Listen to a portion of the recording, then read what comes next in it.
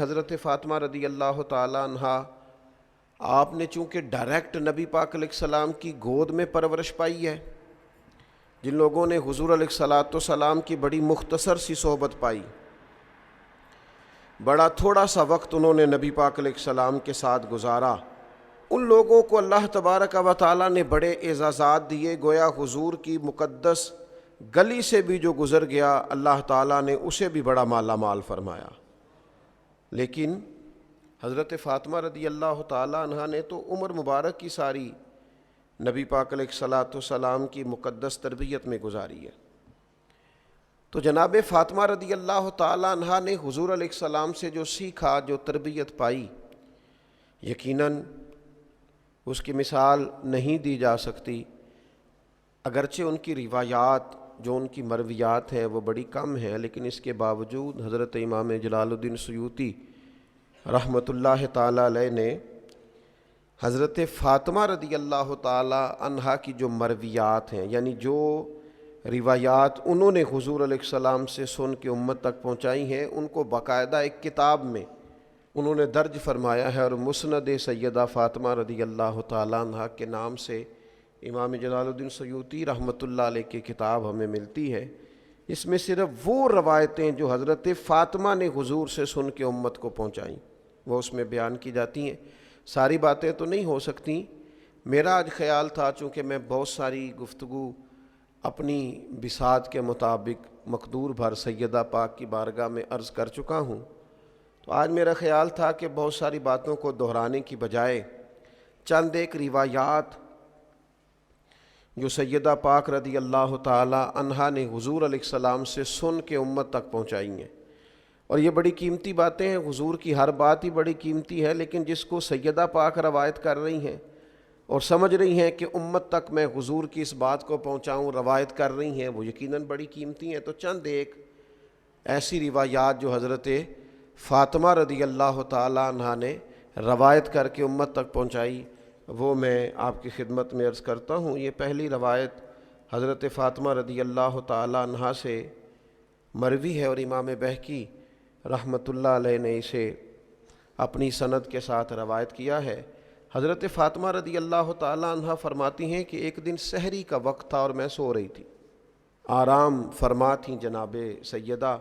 فرماتی ہیں نبی پاک صلی اللہ تعالیٰ علیہ وسلم میرے پاس سے گزرے، سحری کا وقت تھا، تو حضور نے مجھے پاؤں سے پکڑ کے ہلایا، اور حضور علیہ الصلاۃ والسلام فرمانے لگے میری بیٹی اٹھو، اپنے رزق سے اپنا حصہ وصول کرو۔ فرمایا کہ یہ جو طلوع فجر کا وقت ہوتا ہے نا، طلوع فجر سے لے کر طلوع آفتاب تک،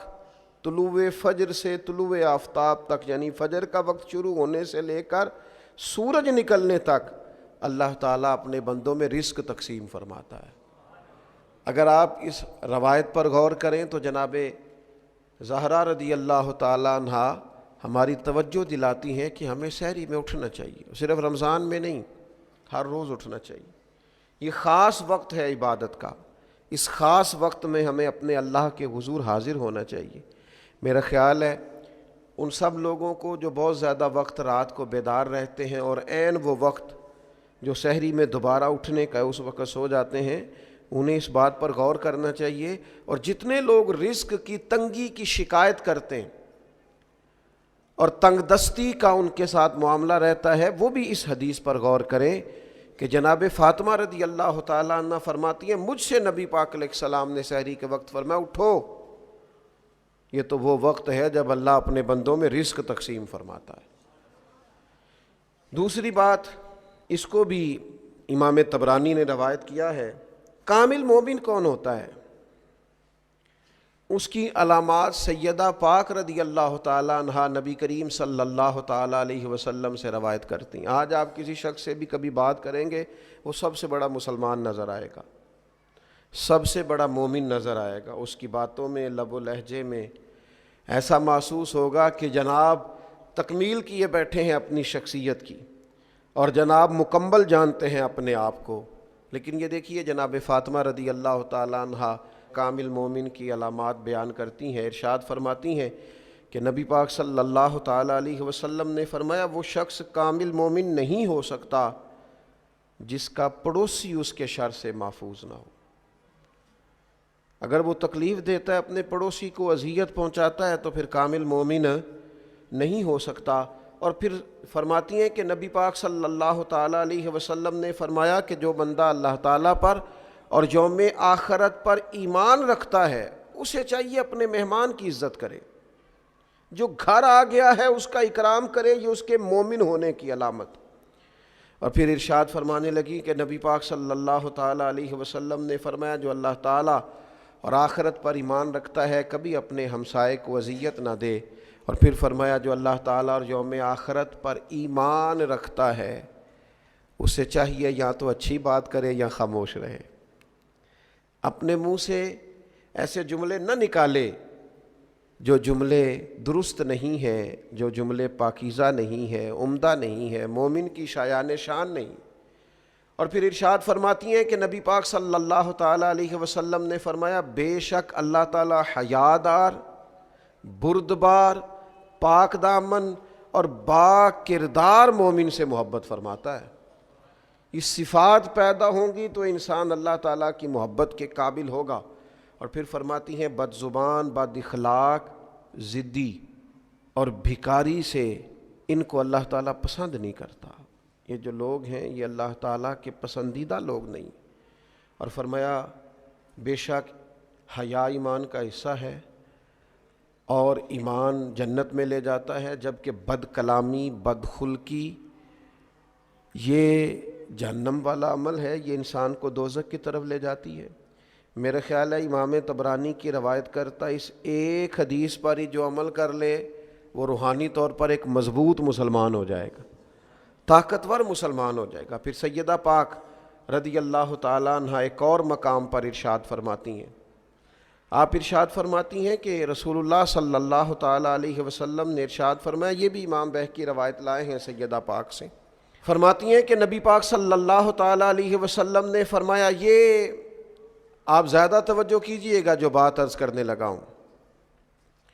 میں بڑے احترام کے ساتھ ان لوگوں کی خدمت میں عرض گزار ہوں جن پر اللہ کے انعامات زیادہ ہیں۔ جناب فاطمہ رضی اللہ تعالیٰ عنہا سیدہ پاک ارشاد فرماتی ہیں کہ نبی کریم علیہ الصلاۃ والسلام نے فرمایا میری امت کے شریر لوگ وہ ہیں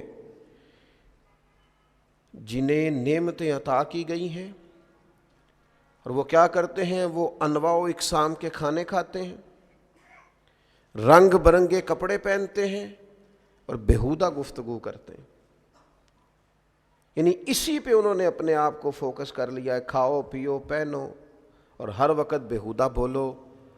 اگر اللہ نے تمہیں رزق دیا تھا تو خیر کے کاموں میں خرچ ہونا چاہیے تھا،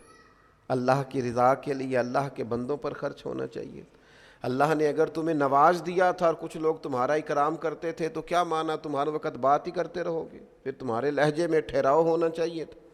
اسی طرح حضرت فاطمہ رضی اللہ تعالیٰ عنہ کی بس ایک روایت عرض کرتا ہوں، اور آج 3 رمضان المبارک ہے، میری بڑی خواہش ہے کہ سیدہ پاک رضی اللہ تعالیٰ عنہ کا روایت کیا گیا یہ وظیفہ، آپ کی ارشاد فرمائی گئی یہ بات، یہ ہم سب کو اپنا لینی چاہیے۔ اور اس کی جو فضیلت انہوں نے بیان کی ہے آپ دیکھیے، اس کو بھی امام بہقی نے روایت کیا ہے۔ سیدہ پاک رضی اللہ تعالیٰ عنہ فرماتی ہیں کہ حضور سید عالم صلی اللہ تعالیٰ علیہ وسلم نے فرمایا جو بندہ سورہ حدید کی تلاوت کرے، سورہ واقعہ کی تلاوت کرے اور سورہ رحمان کی تلاوت کرے تو سیدہ پاک اسے کیا ملے گا؟ تو آپ فرماتی ہیں اس کا نا ایک نام ڈال لیتے ہیں فرشتے، زمین و آسمان کے فرشتے اس کا ایک نام رکھ لیتے ہیں۔ فرماتی ہیں جو سورہ حدید، سورہ واقعہ اور سورہ رحمان کی تلاوت کرے زمین و آسمان کے فرشتے اسے جنتی باشندہ کہہ کے پکارنا شروع کر دیتے ہیں۔ تو جنتی آدمی ہے اگر اس کی تلاوت کرے۔ امام بہقی نے اس کو روایت کیا، اس کا نام رکھ لیتے ہیں فرشتے، جنتی جنتی کہہ کے گویا پکارتے ہیں، جنتی۔ تو سیدہ پاک رضی اللہ تعالیٰ عنہ کی روایت کردہ ان احادیث مقدسہ سے ہم نے اپنے لیے سبق حاصل کرنا ہے۔ خیر کٹھی کرنی ہے۔ اللہ تعالیٰ توفیق عمل عطا فرمائے۔